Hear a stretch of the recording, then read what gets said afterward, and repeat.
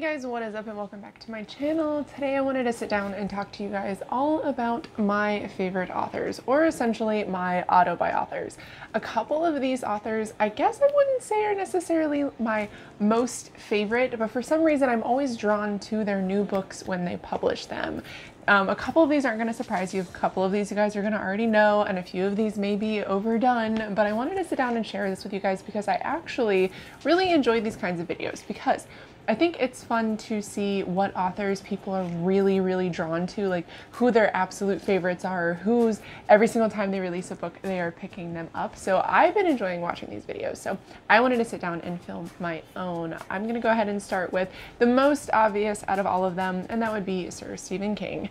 I literally buy every single one of his books every single time they come out. I have yet to miss a release from him, other than when I've been moving. Sometimes books come out, but I do always end up purchasing them later. I have yet to really see a book by him and not be intrigued by it and not want to pick it up. I have been later disappointed by one of them. I'm going to go ahead and list Elevation here. I'll list it in the cards up above for you guys if you guys want to see the whole reading vlog for that. But I do really get excited when he is releasing new stuff, and I am always interested to see what I'm going to think of it. I feel like his writing has changed a lot more recently, but I still really enjoy it, and I am probably always going to buy every single book that he comes out with up until the day that he dies, and any books that are written posthumously after he does pass away.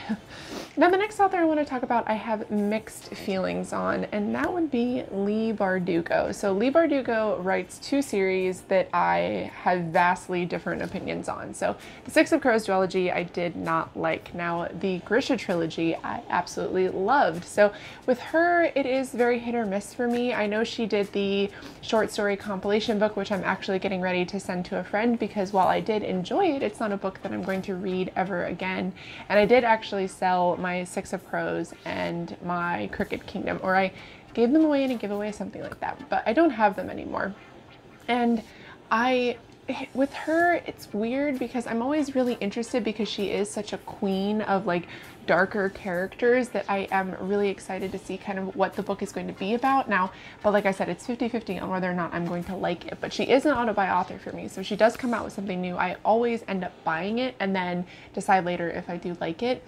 I do like supporting her. I think she has a lot of good messages, and I think that she is such a good person that I do want to continue to support her writing. But like I said, I do always want to buy her things, but I wouldn't say she is necessarily one of my favorite authors because her series are split 50-50 for me on enjoyment at this point. Along the same vein, I'm going to go ahead and talk about V.E. Schwab. V.E. Schwab could literally write a grocery list for me and I would buy it. So when it comes to V.E., I think some of her other stuff I do really enjoy a lot more. I think that she is really good with first volumes in a series, and then after that it gets kind of a little bit weird for me.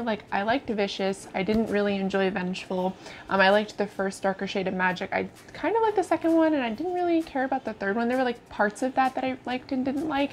Obviously I really love City of Ghosts. With her, it's just, it really depends on the kind of mindset I'm in, I think, when I'm purchasing these books for her, but I always do buy them because most of the time I do enjoy them. I think that there's just certain things about V.E.'s writing that sometimes I have to put a little bit more effort and a little bit more brain power into, but I do get really excited every single time she publishes something new because I feel like she has a very interesting writing style, and I feel like she does characters very well.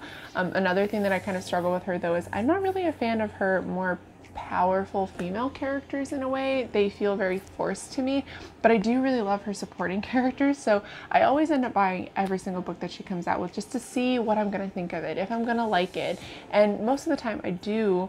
It's just I have all of her books and I've never unhauled any of them. It's just that they don't speak to me as much as later on in series and stuff as they do for the first volumes, but at that point I'm already hooked and invested. So I will continue to buy every single book that she comes out with, I'm sure. I think that the only books that I don't currently have are the comic books, and I need to get my hands on those as soon as possible.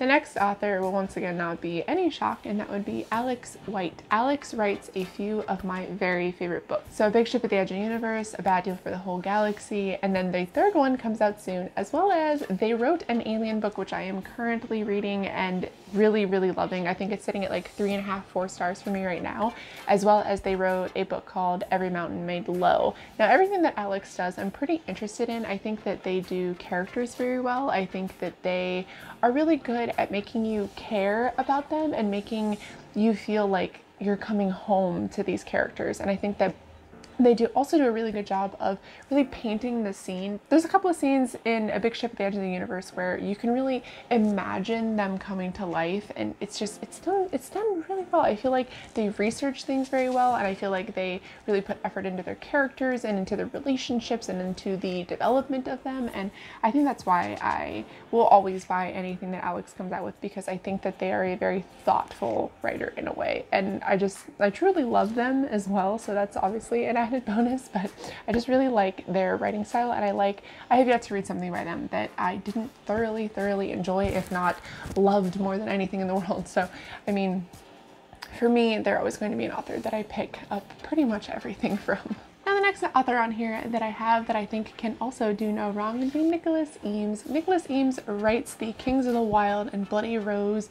I think it's called the Band trilogy. The third one comes out, I guess, next year. And I am truly blown away, I think, by the things that they're able to accomplish in writing, in the books that they write. So we have amazing character development. I think that, once again, this is an author who, like Nick is an author who really makes you care for the characters and feel for them and want good things for them. And you, like, if you've ever read a story where you really want to meet somebody in the story, or you really want to be there in the moment when that happens, that's how I really felt through Kings of the Wild and Bloody Rose. I wanted to be there with the characters that I loved. And I feel like Nick is really, really good at making that happen, as well as very funny. This book made me laugh out loud, especially the first one, especially Kings of the Wild, made me laugh out loud more times than I could count. Like, it was such a good book. Like, every time, like every 10 pages or so, I was like crying. I really like books that do humor really well, and I feel like, once again, Nick did a really good job of researching and making the fight scenes seem more believable, like to really be able to picture them like this is actually happening. And I really appreciate and value that. So I think at this point now, the only 2 books by Nick I read are these 2. I don't know if he has any other books out, but I will continue to support him because I think that he does a great job, and you can tell that he really cares when he's writing these things, and he's really caring about putting this story to paper so that we can really ingest them. And I really feel that, and I really feel connected to him in that kind of way, and I appreciate it. Now, the next author I want to talk about is an author who wrote one of my very, very favorite books of all time, and that would be Neanderthal Opens the Door to the Universe, and that is by Preston Norton. I have talked about Neanderthal Opens the Door to the Universe for a really long time. I've tried to get all of you to read it. I don't know what's taking you guys so long. If you like contemporary, or shit, even if you don't like contemporary, because I don't normally like contemporary, I think it's a good book. And I have only read that by Preston, and I think that's the only book that he has come out with. But I swear to God, you guys, just from reading that one book, the story is cute. The story is about Cliff, our main character, and he's like called Neanderthal, and people make fun of him, and his brother kills himself, and the bully, the main like bully that teases him, comes back from having an accident and being in a coma and tells Neanderthal, hey, like, I need your help with something, and they work together. So the story is cute.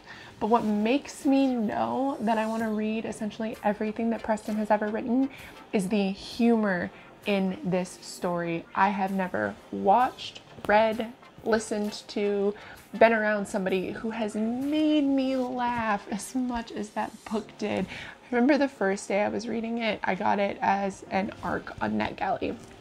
And I was reading it at work, and people were like, are you okay? Because I was like crying and laughing, and it was like just such a good experience, and I really care for the characters, but I just know that I can feel the amount of heart that Preston puts into the books that he writes. And I actually requested, he has a new book coming out, and I requested that on NetGalley. I'm still waiting for NetGalley to approve me, but I just know that I'm going to love it because I already know the like soul and the meat that Preston puts into his work. And if you can't tell, those are like the really important things for me. Like, I really like characters, I really like setting, the story's got to be good, but I really need to feel some kind of connection with the author when I'm reading it.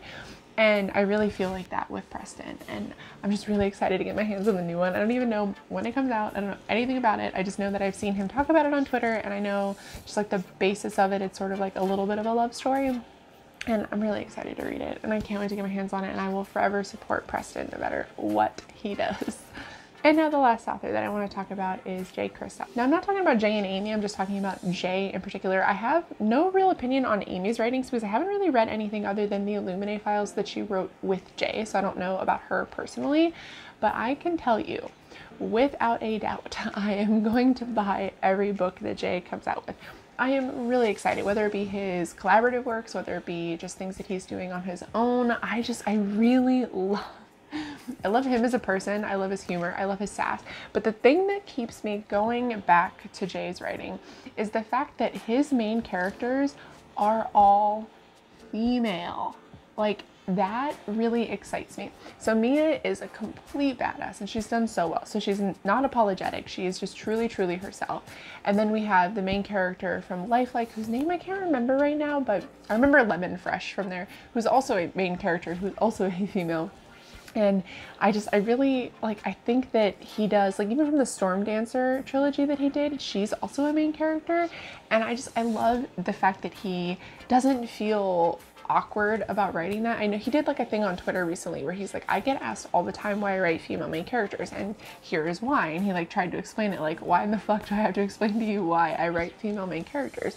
And I just think that he is funny, he is sassy, he is just very unapologetically himself, and I feel like that really translates to his characters. If you're into characters, I think that you'd really like anything by Jay Kristoff. If you haven't read, especially Nevernight, I feel like Mia is such a good character to really fall in love with because she is so brutal and broken and honest and just unapologetically herself, just like I think Jay is.